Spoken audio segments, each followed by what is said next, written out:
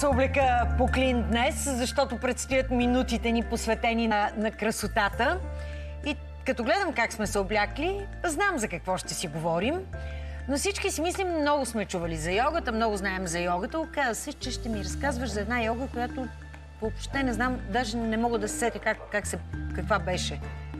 Сега ще ти разкажа по-подробно. Първо искам да кажа на нашите зрители, че може би абсолютно всеки от нас е чувал изразът, че стресът е новата пандемия. Колкото и клиширано да звучи това, е факт, че нездравословният начин на живот със сигурност оказва някакво влияние върху нас. Така че е хубаво всеки от нас да намери своя начин за справяне с такива проблеми. Така, аз съм открила един начин и това е йога, но не класическата йога, която всички познаваме, а Айенгър йога. Не знам дали си чувала за нея. Не, казах, че никога не съм чувала Айенгър йога. Малко по-късно ще разберем повече подробности, какви са особеностите. Преди всичко искам да кажа, че това е много интересен стил, при който жените, поне за нас е много важно, че може да се възползваме от това и така да си подобрим нашето здравословно състояние по време на бременност, по време на менопауза, също така и когато сме в менструалния си цикъл. Така, доказано е, че хората, които практикуват йога, изглеждат значително по-млади от действителната си възраст, а също така са и в доста добра физическа форма. Все по-модерно, толкова много звезди по света практикуват йога. У нас също не са малко хората, които посвещават времето си на йога. Точно такъв пример искам да ти дам и на нашите зрители. Една световно известна звезда, която практикува йога повече от 10 години. И това е Майли Сайръс. Така през, може би, последните 1-2 години тя наистина има перфектно тяло, изглежда много добре. Казва, че е луд фен на пилатес и йога. Практикува 6 дни в седмицата. Вижте, даваш ми пример с нея, но тя все пак е на 30.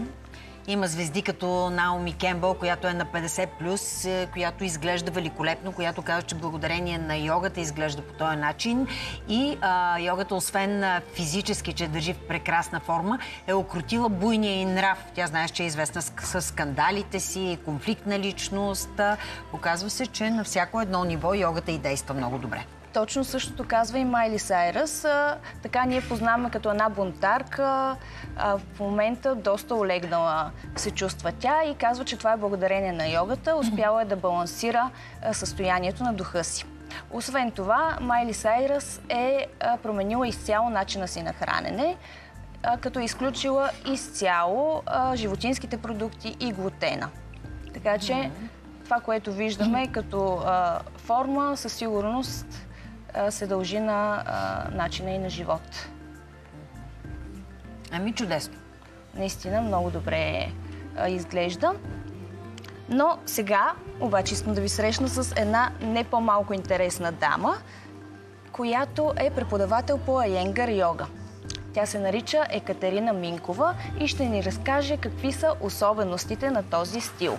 След това обаче искам да ви покажа също нещо много интересно. Най-възрастната преподавателка по йога в света, която практикува и преподава до 102 годишна възраст. 102? Наистина много вдъхновяваща и много сладка жена. Ще я видите след малко. Но нека първо видим видеото за Айенгър йога.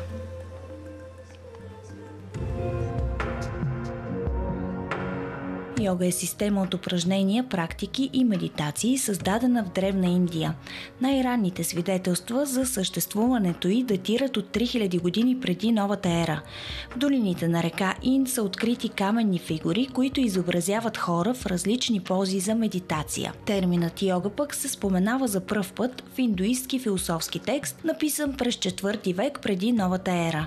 Там тя е описана като техника за прочистване на разума и контрол над чувствата, с цел постигане на духовно просветление. Днес има повече от 300 милиона практикуващи йога по света, което я прави една от най-предпочитаните форми на упражнения. Екатерина Минкова е от онези търсещи хора, за които истината за пребиваването на този свят в тази човешка форма и в този отрязък от време са от изключително значение. Тя не спира да търси отговори и точно това любопитство я отвежда по пътя на йогата. Повече от 20 години тя е неизменна част от живота й, а от 2018 година е сертифициран преподавател по Айенгър йога. Започнах да се занимавам с хатха, след това опитах сатянанда, след това се озовах и получих няколко посвещения в крия йога. Но за метода Айенгър йога научих малко по-късно, когато започнах да се занимавам с аюрведа. Поредното ми обучение ме отведе в Индия, където се запознах с метод, който се казва аюрведа йога масаж, който комбинира двете ми любими неща. Тогава за първи път чух за метода Айенгър йога. Той беше част от програмата, до толкова колкото стречингите в този аюрведа йога масаж бяха взети от методологията точно на този метод. И когато се върнах в България, разучих как стоят нещата тук в България. И малко по-късно станах част от обучителната програма за преподаватели към английската Айенгър йога асоциация. И от 2018 година, след сертифицирането ми, започнах да преподавам по този метод.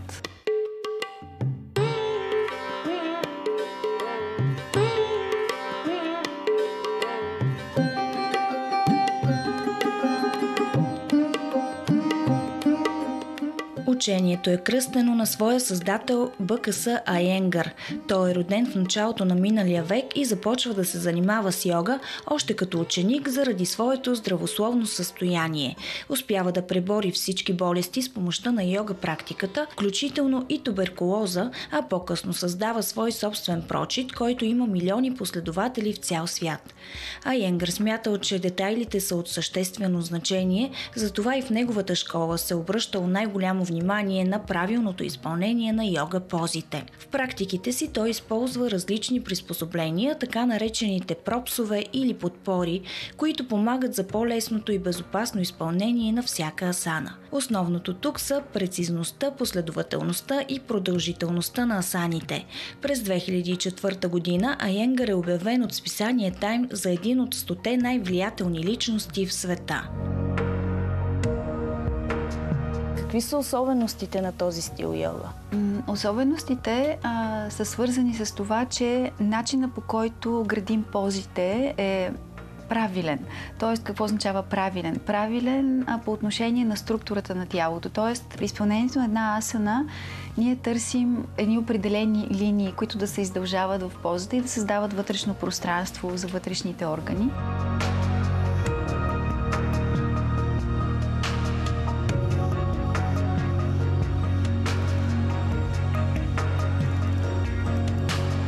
Идеята е, че когато се опитваме да изграждаме позите по този начин и подравняваме тялото в пространството, всъщност това подравняване се случва и на други нива. И ума се подравнява, енергията започва да се движи и да циркулира равномерно в тялото и да може по този начин тя успява да достигне до най-далечните части на тялото. По този начин и ума се подравнява. И фината интелигентност започва да се събужда и така бавно и постепенно, уж от една физикална практика, всъщност тя се превръща в нещо много по-дълбоко. Друга характерна особеност е, вече споменах за това, че Айенгър е сътворил всички тези пропсове, които ние все по-често виждаме дори в другите стилове. Това са различни видове брикчета, блокчета, колани, специализирани столове, болстери, одела, стена, въжета. И в терапевтичния подход, който играе ролята на йога терапия, всъщност там се използват и още много други дървени уреди, които той е сътворил и са патентовани. Използването на тези подпори дава възможност на всяко тяло да заеме позата по правилен начин, в зависимост от особеностите на това тяло. Има хора, които са много гъвкави, има хора, които са много стегнати. И в двата случая можем да използваме опори, само че при различните тела тези подпори ще се изберат по различен начин, така че да подпомогнат разбирането в позата. И освен това, използването на тези пропсове е гаранция за това, че човек няма да се нарани. Освен пропсовете, други отличителни белези в метода са това, че оставяме по-дълго време в позите. В началото позите са преливали от една в друга и е имал много кратък престой в позите.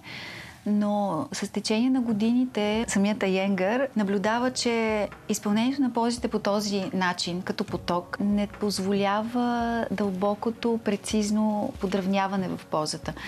И затова той започва да задържа по-дълго в позите и започва да изследва какви са взаимовръзките вътре в тялото. Какво, ако една част се активира, как това се отразява върху някоя друга част на тялото. И това дълго задържане всъщност позволява ние да усетим напълно позата, да изградим коректно и да дадем възможност на вътрешните енергии да се разпределят по правилния начин, така че позата да стане истински ефективна. И ще завърша с едно последно нещо, свързано с особеностите на метода, и то касае женското здраве.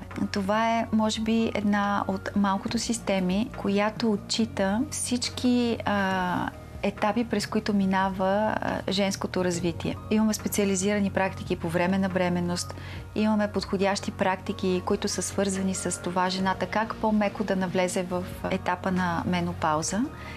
И едно нещо, което за мен е забележително, е разработената специална методология за това, когато жената е по време на цикъл, какво точно да прави, кои асани точно да прави, така че нейният менструален поток да бъде невъзпрепятстван и хормоните да бъдат балансирани.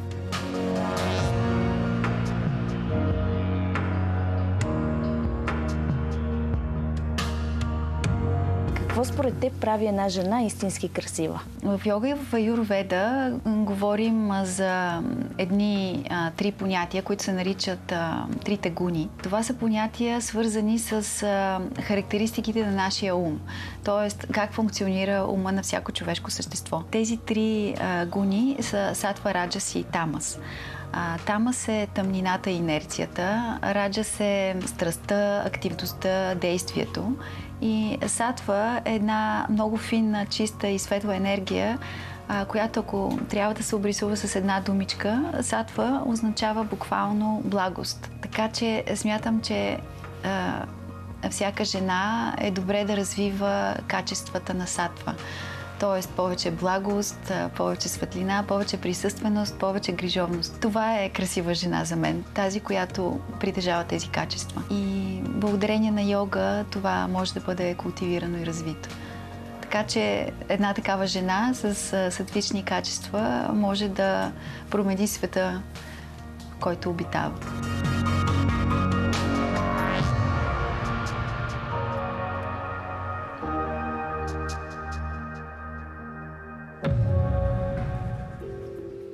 Много ми хареса финала. Повече благост, повече нежност, женственост, внимание и грижа към другите. Със сигурност това наистина това е много важно. Това се изписва и на лицето ни, аз съм сигурна. Така е. Сега обаче искам да продължим с това, което обещах.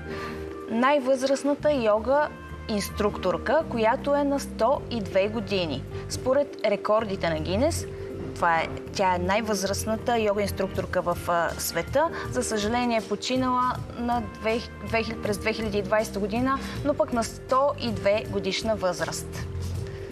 Наистина е много сладка жена. На 9 години започва да се интересува от йога и до края на живота си не спира да се усъвършенства в тази сфера. Да. Така, ето, виждаме като по-млада. Тя е била и модел, и актриса. Има и няколко филмови роли в Холивуд, но въпреки това нейното призвание си остава йогата. Чудно. Ти научи ли някой йога упражнение? Асан? Ох, трудна работа. Трудно е да ги правиш наистина лека както трябва. Сега, за нея също искам да ви покажа. На 96 години тя решава да участва в Америка търси талант. С нейният партньор, който е на 26 години. Успява да вдигнат публиката и журито. Тук е на 96, така ли? Ето. можем да видим почти на 100 години как може да се движи, да изглежда една жена. Тя казва, че дължи абсолютно всичко и начинът, по който изглежда, на йогата, която практикува между 6 и 8 часа седмично до края на живота си. И на високи топчета Просто е, да.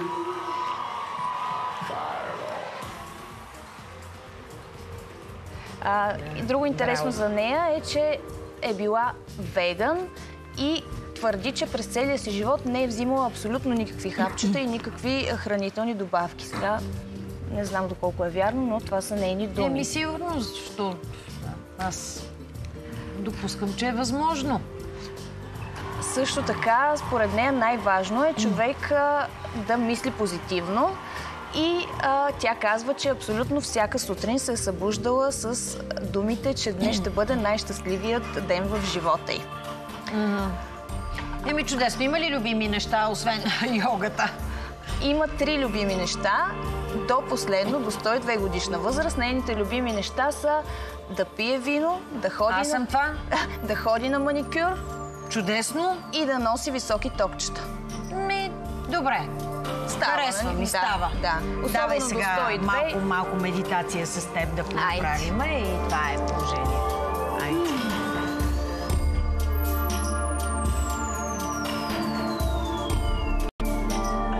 Свършихме за днес с йогата. Това беше.